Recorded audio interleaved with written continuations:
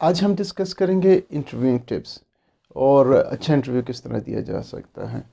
Interviews जो हैं, आपको पता है कि किसी भी जगह जब आप हायरिंग के लिए जाते हैं या जॉब के लिए जाते हैं तो इंटरव्यू मैटर करता है। और ये बहुत ज़बरदस्त कहा जाता है कि you don't find a second chance to make the first impression. तो ये आपका किसी भी कंपनी में फ़र्स्ट इम्प्रेशन बनाने के लिए बहुत अहम होता है। इंटरव्यू में जब आप जाएंगे तो किन चीज़ों का ख्याल रखना चाहिए। कुछ चीज़ें हैं जो ड्रेसिंग रिलेटेड हैं, फॉर्मल इंटरव्यूज़ में आप किस तरह करते हैं। लेकिन आज हम एक बड़ी लिस्ट ऑफ चीज़ें हैं जिसको आप चाहेंगे कि आप अपने आप को तैयार करें उन इंटरव्यूज़ के लिए, और किस तरह मेंटली तौर पे अपने उस जॉब के लिए अपने आप को तैयार करें, ताकि अल्लाह करे कि आप कामयाब हो जाएं और आपको उसके बदले में जॉब मिले। ठीक है जी।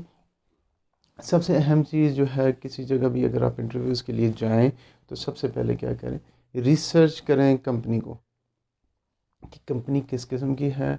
और कंपनी जो है, आपको पता है मल्टीनेशनल कंपनीज जो होती हैं वो उनके पैकेजेस डिफरेंट होते हैं, एम्प्लॉयज़ के लिए डिफरेंट इंसेंटिव्स होते हैं।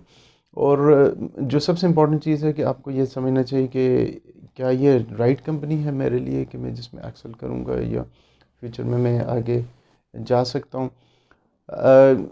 जैकमा की एक एडवाइस यहाँ पे मैं आपसे शेयर कर देता हूँ कि जैकमा कहते हैं कि अगर आप किसी जगह जब अपनी कंपनी चूज़ करनी हो तो ज़्यादातर हमारे यहाँ जो रुझान ये है कि हम बहुत बड़ी मल्टीनेशनल कंपनी चूज़ करते हैं। तो जैकमा कहते हैं कि छोटी कंपनी चूज़ करें।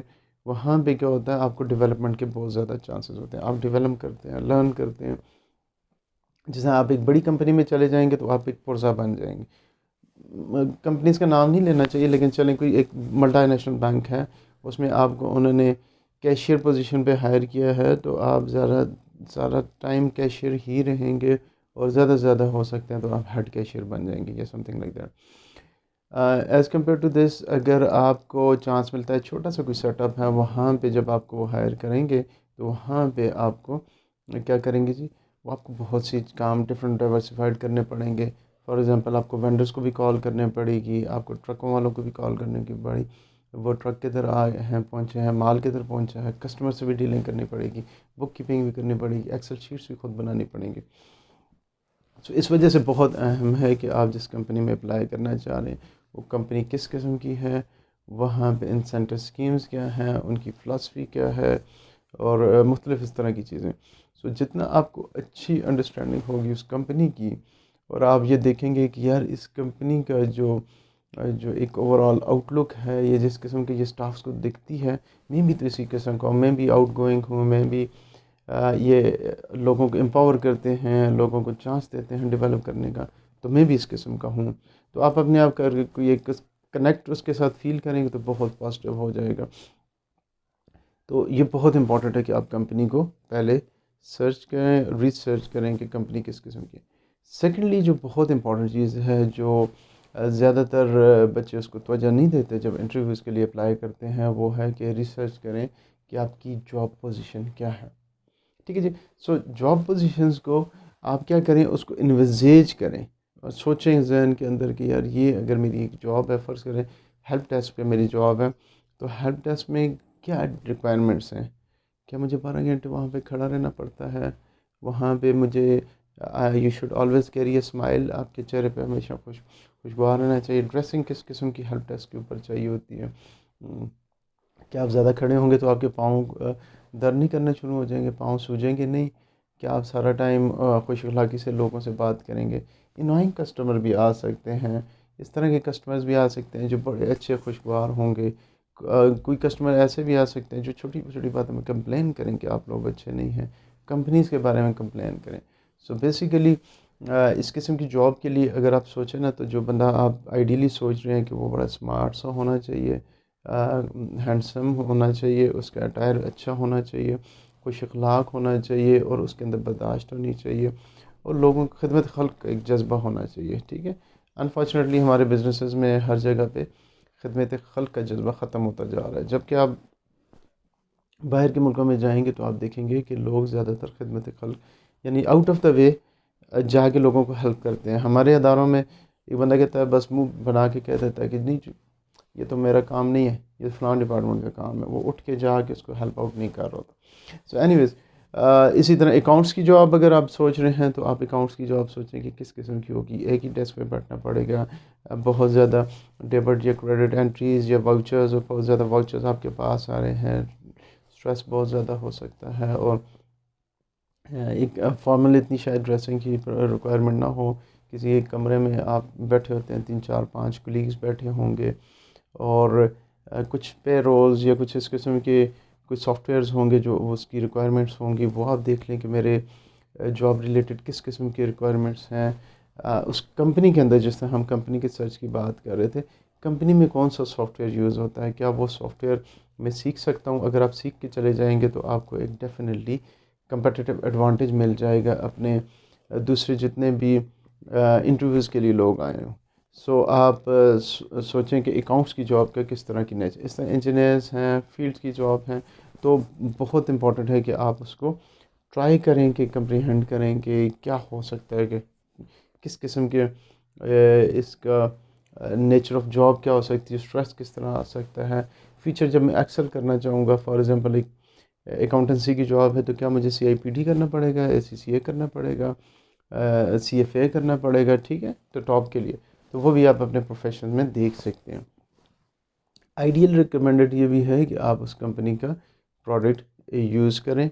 और ये थोड़ा सा छोटे लेवल, एंट्री लेवल की जॉब्स के लिए शायद ये इतना इम्पोर्टेंट एस्पेक्ट ना हो, लेकिन टॉप लेवल पे जब आप रीजनल हेड या कंट्री हेड के लिए किसी पोजीशन के लिए अप्लाई कर रहे हैं, या आप कोई स्ट्रेटेजिक पोजीशन लेवल पे आप अप्लाई कर रहे हैं, तो लाजमन लोग, क्योंकि वो मार्केट फ़र्ज़ करें नेशनल सेल्स मैनेजर के लिए आप अप्लाई कर रहे हैं, तो आपको लाजमन ये पता होना चाहिए कि ये प्रोडक्ट क्या है इन, क्योंकि NSM के लिए आप अप्लाई करते हैं किसी पोजीशन के लिए, तो आप पहले से अपने प्रोडक्ट्स और अपनी मार्केट के बारे में तो आपको बहुत अच्छी अंडरस्टैंडिंग है, और आपकी अपनी कुछ बेस्ट प्रैक्टिसेस भी होती हैं, आपके अपने कुछ ट्राइड एंड टेस्टेड रूल्स भी होते हैं। और वो जब आप जाते हैं जिस कंपनी में अप्लाई कर रहे हैं तो उनका देखते हैं, तो उनमें कुछ चीज़ें तो बहुत आपको अच्छी भी लगेंगी और कुछ वीकनेसेस भी आपको नज़र आएंगी। तो टॉप मैनेजमेंट में या अच्छी मैनेजमेंट पोजीशंस के लिए जब आप जाएं, तो लाजमन ये अच्छा है कि आप जाके ख़ुद चीज़ों को ट्राई करें, उस कंपनी का देखें, एक्सपोजर लें, कस्टमर सर्विसेज कैसे कर रहे हैं, कस्टमर्स के साथ डीलिंग कैसी है, प्रोडक्ट की इन्फॉर्मेशन किस तरह है, या अगर प्रोडक्ट्स इस तरह सेल्स रिलेटेड हैं तो उनका डिस्प्ले क्या है, शेल्फ में कहाँ पे वो रखते हैं, शॉपकीपर कितनी है उसकी इंपॉर्टेंस देता है सेल्स के लिए पर्सपेक्टिव से, ठीक है। तो आपको जब ये पता होगा, तो जब आप टॉप लेवल मैनेजमेंट के अंदर बैठे हुए वो मीटिंग में डिस्कस करेंगे, तो आप उनसे कहेंगे जी आपका तो बहुत अच्छा है, लेकिन ये चीज़ें हैं जो इम्प्रूवमेंट चाहती हैं, ये चीज़ें हैं जो हम डिफरेंटली करते रहे हैं, मैंने डिफरेंटली की हैं और मैंने ये रिज़ल्ट्स अचीव किए हैं, तो बहुत इम्पॉर्टेंट होता है। तो लाजमी लेकिन एंट्री लेवल पे क्योंकि आप शायद इतना स्ट्रैटेजिक लेवल पे आपसे चीज़ें डिस्कस ना हों, ये अच्छा है कि अगर आप कंपनी में इस तरह ये हो जाता है कि आप कंपनी में एक थोड़ा सा उसकी अंडरस्टैंडिंग हो जाती है डेवलप, तो वो भी अच्छी एक इन्फॉर्मेशन है, अगर आपके पास टाइम हो तो लाजमी कर लें। और सबसे इम्पोर्टेंट चीज़ जो किसी भी इदारे में है कि वो उसका इन्वायरमेंट कैसा है, वहाँ पे वर्किंग इन्वायरमेंट कैसा है, क्या स्ट्रेसफुल है, बहुत ज़्यादा ये फ्रेंडली किस्म का इन्वायरमेंट है, क्या वो नॉलेज शेयरिंग वाला इन्वायरमेंट है कि एक दूसरे को सिखाते हैं, इधर भाई मैं तुझे बताता हूँ कैसे करना है, मिल के चलते हैं, या एक दूसरे से चीज़ें छुपाते हैं और कंपटीशन है और एक दूसरे की टांगें खींच रहे हैं, ठीक है। सो हार्वर्ड बिजनेस रिव्यू की एक बड़ी ज़बरदस्त सी स्टडी है, वो कहती है कि लोग जो हैं वो अदारा नहीं छोड़ते, लोग जो है अपने बॉस को छोड़ते हैं, सुपरवाइज़र को छोड़ते हैं। तो आप देख लें कि वहाँ पे सुपरवाइज़र किस किस्म का है, अगर सैडिस्ट किस्म का है और तंग करने वाला है और लोगों को बहुत ज़्यादा अज़ियत दे के, बाज़ लोग बड़े अजीब से होते हैं, लोगों को अज़ियत दे के खुश होते हैं, ठीक है। बाज़ लोग ऐसे होते हैं जिनमें किसी दूसरे में कोई अच्छी बात नज़र ही नहीं है, कोई अच्छाई नज़र नहीं आती, आप इतना बड़ा माइलस्टोन अचीव करके आते हैं और वो आगे से आपको कहता है ओहो ये तो कुछ नहीं है, ये तो मैं 2013 में जब मैं नया हायर हुआ था तो मैंने तो पहले दिन अचीव कर लिया था। सो ये बहुत इम्पॉर्टेंट है कि आप वहाँ पे वर्किंग इन्वायरमेंट कैसा है, और ये उस टाइम पे बहुत ज़्यादा इम्पॉर्टेंट हो जाता है जब आप एक ख़ास पोजीशन को छोड़ के दूसरी जगह पे जा रहे हैं। एक एंट्री लेवल की जॉब के लिए तो शायद आपको थोड़ा सा टफ़ टाइम मिलेगा, तो आप लर्न करेंगे, डेवलप होंगे। और ये वाली लर्निंग जो है, आप जब दूसरे इन्वायरमेंट में जाएंगे तो वहाँ पे जाके आप रिलैक्स इन्वायरमेंट में चले जाएंगे तो आपको बहुत फ़ायदा होगा, आप बहुत ज़्यादा आउट परफॉर्म करेंगे दूसरे कलीग्स के साथ। लेकिन जब आप एक ख़ास लेवल मिडल मैनेजमेंट में हैं और आप सिर्फ 50-60 हज़ार रुपये के लिए, लाख रुपए के लिए आप स्विच ओवर करते हैं और आप कहते हैं जी कि चलो इधर से मुझे पैसा, और फिर आप हेडेक अपने लिए पाल लेते हैं। और आप इन्वायरमेंट इतना रुथलेस है, लोग जो हैं एक दूसरे के पीछे स्पाइंग कर रहे हैं, लोग एक दूसरे की ग़ीबतें कर रहे हैं, लोग जो हैं आपकी टांगें खींच रहे हैं, लोग आपकी छोटी छोटी गलतियों को हाईलाइट कर रहे हैं, मीटिंग्स में आपको बेइज्जत किया जा रहा है, स्नब किया जा रहा है, आपकी पर्सनल लाइफ को कोई इंपॉर्टेंस नहीं दी जा रही, आपकी फैमिली लाइफ को कोई इतना इंपॉर्टेंस नहीं दी जा रही। तो फिर इस तरह के इदारे में जब आप जाएंगे तो फिर आपके लिए बहुत प्रॉब्लम हो जाएगी। लेकिन एज़ कम्पेयर टू दैट, अगर एक अच्छा प्रोग्रेसिव इन्वायरमेंट है, वर्किंग इन्वायरमेंट है, वहाँ पे पढ़ने लिखने को भी और आपको पर्सनल डेवलपमेंट के लिए भी चांसेस दे रहे हैं, ख़ुद भी सिखा रहे हैं, आपके जो सुपरवाइज़र हैं ख़ुद भी उन्होंने साइड पे अपनी क्वालिफिकेशंस भी इम्प्रूव कर रहे हैं, स्किल्स भी इम्प्रूव कर रहे हैं, आपको भी इनकरेज कर रहे हैं। और आप ख़ुद इस किस्म के हैं कि आप चाहते हैं कि मैं एक्सेल करूँ, लर्न करूँ, डेवलप करूँ, तो फिर इस किस्म के इन्वायरमेंट में आप फिट इन होते हैं।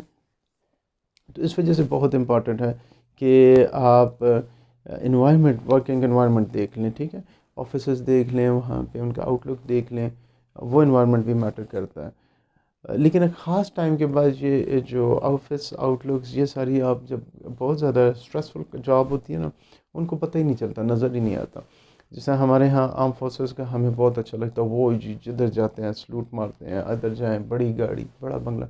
लेकिन वो जब बंदा काम कर होता है तो उसको पता ही नहीं होता कि यार मुझे सलूट लगे कि नहीं लगे। इस तरह आप अकाउंट्स की जॉब में देख लें, इतना अच्छी सी बिल्डिंग होगी, इतना बड़ा सा सेटअप होगा, लेकिन वो बंदा जा रहा है अपनी सीट पे बैठा है, सारा दिन काम करता है, उसको इन्वायरमेंट इतना नज़र नहीं आ रहा होता। लेकिन जो ह्यूमन इन्वायरमेंट है वो बहुत ज़्यादा अफेक्ट कर रहा होता है आपको, ठीक है जी। तो जो फिज़िकल इन्वायरमेंट है वो देखने में तो बड़ा अच्छा लगेगा, लोग भी कहेंगे वाह तू बड़े बड़े अफसर लगा हुआ, बड़े उधर दफ्तर है, बड़े नौकर चाकर हैं, ठीक है जी। सो ह्यूमन इन्वायरमेंट की तरफ ज़्यादा तवज्जो दें, ताकि आप सुखी रहें, ताकि आप स्ट्रेस ना पालें। और बड़े मज़े की किसी की कोटेशन थी कि if something cost you your peace, it's very expensive. यानी कि अगर एक चीज़ है जिसकी वजह से आपका सुकून ही ख़त्म हो गया, एक जगह आप जॉब कर रहे थे, वहाँ पे 17,000 रुपया दे रहे थे, दूसरी जगह पे आपको 1.25 लाख रुपया दे रहे हैं, लेकिन वो फुल टाइम टेंशन है, फुल टाइम आपके लिए परेशानी है, लर्निंग की चांसेस नहीं है, डेवलपमेंट के चांसेस नहीं है। तो फिर आप सोच समझ के वो करें, उस कंपनी में जाएं, या फिर अगर जाएं तो फिर प्लानिंग के साथ कि मैंने आगे क्या करना। फिर आपका 5th नंबर पे जो है जी, वो है find out the type of interview and prepare yourself. तो ये भी अच्छा है कि अगर आप बहुत इंटरेस्टेड हैं उस इंटरव्यूज़ के अंदर, तो आप सोचें कि वहाँ इंटरव्यूअर्स क्या हैं और किस तरह सोचते हैं, चीज़ों को किस तरह देखते हैं। बाज़ दफ़ा लोग बहुत एक्टिव पैशनेट लोग उनको चाहिए होते हैं, बाज़ लोगों को बड़ा इम्प्रेस होते हैं कि कोई फॉर्मली ड्रेस हो के आए, बाज़ लोगों को बहुत इम्प्रेस होते हैं कि जो स्टोरीज़ बड़ी अच्छी सुनाता। मुझे याद है कि 2002-3 में मेरा एक इंटरव्यू था, हमारा इसमें एक किसी इदारे में था, तो वहाँ पे मैं सिस्टम मैनेजर का था, अभी मैं होता तो वहाँ पे मेरा हाल सीनियर डायरेक्टर, डिप्टी डायरेक्टर के पोस्ट पे होता, जो मेरे साथ दोस्तों की हायरिंग हो गई थी। तो वहाँ पे जो हमें टिप दी गई थी, क्योंकि वो फोर्सेस के बंदे भी थे, बाकी सारे बैठे थे, तो एक बंदे ने कहा यार तुमने सिर्फ इंग्लिश बोलनी है और इंग्लिश के अलावा कुछ नहीं बोलना। मैंने कहा ये क्या बात हुई? कहते नहीं बस इंग्लिश बोलना। तो मेरा थोड़ा सा मसला, मैं कहता हूँ यार अगला बंदा इंग्लिश नहीं बोल रहा तो मैं उसके साथ इंग्लिश कैसे बोलूँ? कहता नहीं बस इंग्लिश बोलना। वहाँ पे बहुत मुतासर हुआ। सो एनीवेज जब मैं वहाँ इंटर हुआ तो उन्होंने इंग्लिश में बातें शुरू कर दी, और तो मेरे लिए बहुत इजी था, इंग्लिश में मैं भी डिस्कशन कर रहा हूँ उनके साथ, आधा एक घंटा हमारी डिस्कशन हुई। और अल्टीमेटली मुझे फिर बाद में पता चला कि मैंने वो इंटरव्यू टॉप किया था, और उसमें फिर बाद 2 डिपार्टमेंट्स थे वो लड़ रहे थे, एक कह रहा था इसको मैंने लेना है। सो वो वहाँ पे ट्रिक ऑफ द ट्रेड ये थी कि इंग्लिश बोलना, समझ नहीं। सो आई डोंट नो कि वो कितना नॉलेज को दिखते होंगे, वो दिखते होंगे शायद कि प्रेजेंटेशन किस तरह करता है बंदा और इंग्लिश किस तरह बोलता है। सो ये चीज़ें अगर आपके कोई कान में डाल देता है कि यार ये चीज़ इंपॉर्टेंट है, बंदों के बारे में इंफॉर्मेशन ले सकते हैं। आजकल का दौर इस तरह है कि क्योंकि जॉब्स बहुत कम हैं, कंपनी अच्छी जॉब्स बहुत ज़्यादा हैं लेकिन वो करने वाले नहीं हैं। ये भी एक फ़िलासफ़ी मिथ गलत है कि जॉब्स नहीं है। ख़ास किस्म की जॉब्स बहुत ज़्यादा है, ख़ास किस्म के बंदे भी ओवरलोड हैं। अच्छा कंपिटेंट स्किलफुल बंदा मिलता ही नहीं है मार्केट के अंदर, इंडस्ट्रीज़ के अंदर। वर्कर्स काम करने वाले, मेहनत करने वाले, लगन से काम करने वाले, ईमानदार। कल मैं एक बिजनेसमैन से बात कर रहा था, वो कहता है जी कि बस इस किस्म के लोग हैं कि आप थोड़ी देर के लिए इधर देना है तो आपको वो चकमा दे के और आपके वो लाइक चोर और इस किस्म के हमारे यहाँ एक कम चोरी ये हमारी घुटी घुटी में आना शुरू हो गया ना। तो ये हमारा भी एक मिनल कौम एक मसला बनता जा रहा है। सो एनीवेज जी, अगर आप वहाँ पे बंदे की वो पता चल जाता है कि यार वो बंदा किस किस्म का है, तो आप उसको अप्रोच भी कर सकते हैं। बाज़ दफ़ा पाकिस्तान में सिफारिश की भी ज़रूरत पड़ती है, नहीं तो आपको पता चल जाएगा कि वो क्या चीज़ें पसंद करता है जब इंटरव्यू करता है। ठीक है जी। और सबसे इम्पॉर्टेंट चीज़ जो है इंटरव्यूज़ के लिए जो वो ये है कि आप एक स्टोरी अपने लिए डेवलप करें और अपनी स्ट्रेंथ उसमें हाईलाइट करें। इंटरव्यूइंग के अंदर जो सबसे पहला क्वेश्चन जब वो आपसे पूछते हैं तो वो बहुत रिलैक्स होता है। और उसके बाद कि हाँ ओके जी वेलकम मिस्टर सो, और उसके बाद कहते हैं हाउ आर यू, और उसके बाद तीसरे नंबर पे कहते हैं जी कि इंटरव्यू का थोड़ा सा एक्सप्लेन कर सकते हैं। फिर वो आपसे कहते हैं जी tell us about yourself. So I strongly recommend कि this is your selling point. मैं तो मार्केटिंग का बंदा हूँ, तो मार्केटिंग की पर्सपेक्टिव से मैं समझता हूँ यहाँ से आप उसको ले के किसी भी तरफ जा सकते हैं। इसमें ज़्यादातर वजह कहते हैं I am this, I belong to फलां एरिया। सही है जी। वहाँ पे आप अपने आप को जितना अच्छी तरह सेल करेंगे, यही है वो जिसको हम एलिवेटर पिच कहते हैं ना। एलिवेटर पिच क्या कॉन्सेप्ट है जी कि दो आप एक सीईओ के साथ, अगर आपके पास कोई बिज़नेस आइडिया है, किसी सीईओ के साथ आप एक लिफ्ट में चढ़ें और एलिवेटर जब ऊपर से उतरेगा तो उस टाइम तक आपने उसको कन्विंस कर देना है कि यार आपका जो बिज़नेस आइडिया है वो ज़बरदस्त आइडिया। इसी तरह इंटरव्यूज़ के अंदर जैसे ही वो आपसे कहता है जी कि इंट्रोड्यूस योरसेल्फ, तो हमारे बच्चे ज़्यादातर वो इसके लिए तैयार ही नहीं होते कि मैंने अपने आप को किस तरह इंट्रोड्यूस करना है या मैंने क्या स्टोरी बतानी है। ज़्यादा से ज़्यादा अपना नाम बताते हैं और नहीं, अपनी अपनी जो स्ट्रेंथ्स हैं उनके बारे में वर्कआउट करें, समझें और उन स्ट्रेंथ्स की तरफ लेके चले जाएं उनको। मैंने एक दफ़ा ये एक्सरसाइज अपने क्लास में स्टूडेंट्स के साथ की और उनसे जब इंट्रोडक्शन मांगा तो उन्होंने इसी तरह किया, मैं ये हूँ, मैं फ़लाँ हूँ, मैं बीबीए का स्टूडेंट हूँ। या और जब मैंने उनको इन डेप्थ उनको स्टडी किया और उनसे पूछा आप कुछ और करते हैं, एक ने कहा जी मैं पोल्ट्री फार्म है वो मैं उसको रन करता हूँ, एक कह रहा था कि मेरे पापा का ये बिज़नेस है मैं रन करता हूँ, एक जो है मैं होटल है उस पे होता हूँ, एक जो था वो फ्रीलांसिंग कर रहे थे। तो मैंने उनसे कहा कि आप अपना ये वाला एक्सपीरियंस शेयर करें ना कि मैं बिज़नेस का ग्रेजुएट भी हूँ, बिजनेस बीबीए भी पढ़ रहा हूँ, मार्केटिंग स्पेशलाइजेशन भी कर रहा हूँ और साथ में प्रैक्टिकली ये काम कर रहा हूँ, मैं मैनेजिंग डायरेक्टर हूँ, ये सीईओ हूँ फलां कंपनी का। और सो आप इमेजिन करें कि जब जैसे ही आप मैनेजिंग डायरेक्टर, सीईओ या इस किस्म के वर्ड्स यूज़ करेंगे तो कितना इम्पैक्ट पड़ता है। तो उससे आपको पता चलता है कि प्रोफेशनली भी आप कितने ग्रूम हैं। और नॉर्मली हम इस तरह की चीज़ें कर भी रहे होते हैं लेकिन हम इसको हाईलाइट नहीं कर रहे, या आप किसी की मेंबरशिप हैं और इस किस्म के जो चैरिटेबल कोई काम है वो जो कर रहे हैं, जो लिंक अप हो रहा हो इसके साथ, सो उसको बहुत ज़्यादा हाईलाइट नहीं करना चैरिटेबल काम, क्योंकि जहाँ पे चैरिटी, लेकिन अगर वहाँ पे मैनेजमेंट की, मार्केटिंग की या कोई उसकी आपकी पर्सनल ग्रूमिंग की कोई चीज़ है तो उसके साथ आप लिंक कर सकते हैं। सो अपने जो सेलिंग पॉइंट्स हैं उन पर बहुत ज़्यादा वर्कआउट करें। सेलिंग पॉइंट्स ही आपको आपके कंपटीटर से डिफरेंशिएट करेंगे, लेकिन ओवर बूस्ट ना करें और बहुत ज़्यादा आउट ऑफ द वे कोई कहानियाँ ना सुनाएं, क्योंकि वो क्या करेंगे, वो कहेंगे इसको लिंक करेंगे किस तरह आपकी मैनेजमेंट स्किल्स में, किस तरह जॉब पे, किस तरह आपको पर्सनल लाइफ में इन चीज़ों का फ़ायदा होता है। ठीक है जी।